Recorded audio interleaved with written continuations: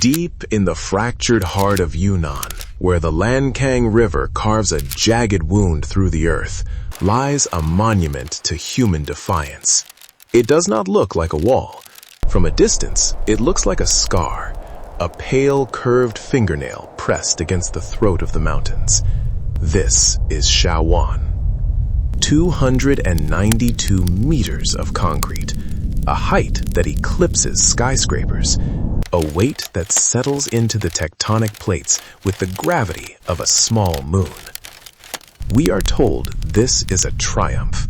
We are told this is the pinnacle of the double-curvature arch.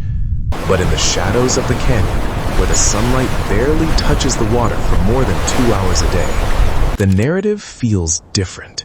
It feels like a siege. For decades, the Mekong, the mother of waters, flowed with a violent, seasonal rhythm. Then, we arrived. We brought the drills, we brought the dynamite, we brought a vision of a world powered by the very gravity we sought to defy. But when you build a wall this high, you aren't just stopping water, you are trapping a monster.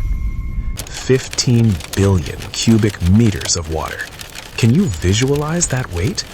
It is a liquid mountain, pressing with relentless, unblinking force against a sliver of man-made stone. If you stand at the base of the Xiaowan Dam and press your ear to the concrete, they say you can hear it. Not the water, the mountain. It is groaning. It is adjusting to the new reality we have forced upon it. This is not just a documentary about engineering. It is an investigation into the cost of hubris. It is an inquiry into what happens when the earth decides to push back. How does a single arch hold back the weight of a civilization's greed? And what lies in the silence of the reservoir? The drowned villages, the erased histories, and the seismic ghosts that now haunt the fault lines. Tonight, we peel back the golden age of Chinese hydroengineering to look at the cracks in the foundation. We look at the Xiaowan Dam, the 292-meter arch that defies gravity, for now. To understand Xiaowan, you must understand the geometry of fear. A standard gravity dam, like the Three Gorges, relies on sheer mass. It stays upright because it is heavier than the water trying to push it over. But the Lancang River Canyon is too narrow for such a blunt instrument. The geography demanded something more elegant, something more dangerous. The engineers turned to the parabolic double-curvature arch. It is a shape borrowed from nature, from the strength of an eggshell. The dam curves twice, vertically and horizontally. This design doesn't just resist the water, it uses the water's own pressure to wedge itself tighter into the mountain walls. The harder the river pushes, the more the dam bites into the rock. But there is a flaw in this elegance. It requires the mountains themselves to be perfect. The rock here is not perfect. The Himalayan foothills are a chaotic graveyard of metamorphic rock, schist, and granite, shattered by millions of years of tectonic collision. To seat the Xiaowan Dam, the mountains had to be reconstructed. Thousands of steel bolts, some 60 meters long, were driven into the canyon walls to keep the mountain from collapsing under the very pressure the dam was transferring to it. Imagine the tension. The dam is a bow drawn back by the weight of the reservoir, ready to snap. The canyon walls are the string. If the string breaks, the bow shatters. The investigative question no one likes to answer is, how much pressure can the string take? During the design phase, simulations were run on supercomputers. They spoke of safety factors and structural redundancy. But a computer model cannot feel the shifting of a tectonic plate 3 kilometers below the surface. The engineers carved out the largest underground powerhouse in the world at the time, a cathedral of turbines buried deep within the rock. To enter it is to enter a tomb of humming copper and cold air. Here, the river is stripped of its kinetic soul, converted into the electricity that lights the neon skylines of Guangzhou and Shanghai thousands of miles away. But the parabolic ghost remains.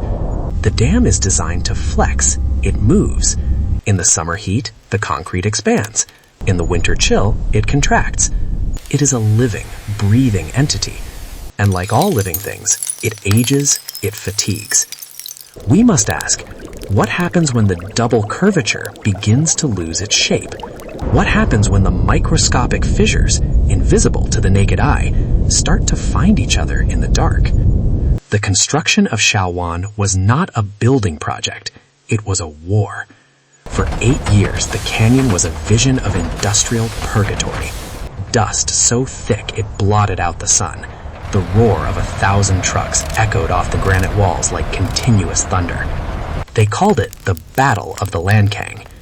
They had to move 33 million cubic meters of earth and rock. They had to pour concrete at a rate that defied the laws of logistics. But the real war was against the water.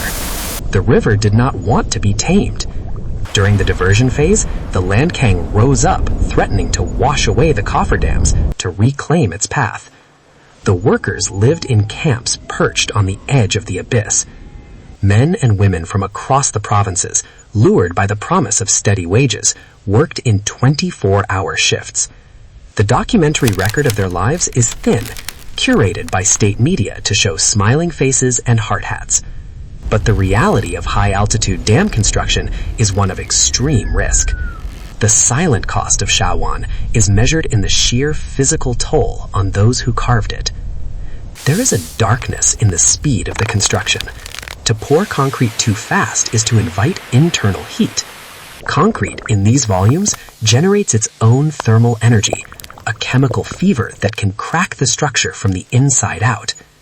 To prevent this, the engineers had to install hundreds of miles of cooling pipes, pumping chilled water through the veins of the dam like an artificial circulatory system. Xiaowan was a laboratory for the high dam era. Every mistake made here was a lesson for the even larger dams that followed.